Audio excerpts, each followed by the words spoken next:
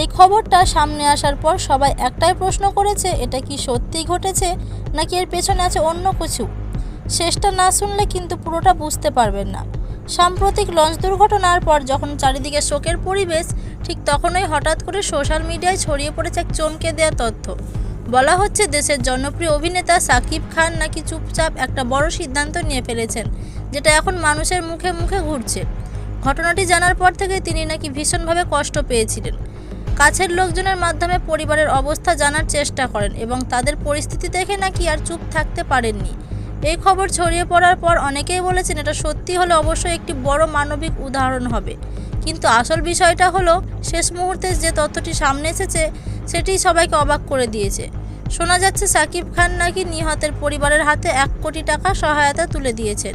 তবে এখনও পর্যন্ত এই বিষয়ে কোনো নিশ্চিত অফিসিয়াল তথ্য পাওয়া যায়নি। তাই অনেকেই এটাকে গুজব বলে উড়িয়ে দিচ্ছেন, আবার কেউ বিশ্বাস করছেন এমন ঘটনা সত্যিও হতে পারে। এই খবরটি নিয়ে আপনার কি মতামত? আপনি কি মনে করেন এটা কি সত্যি নাকি শুধুই ভাইরাল হওয়ার জন্য তৈরি করা একটি গল্প? কমেন্টে অবশ্যই জানাবেন।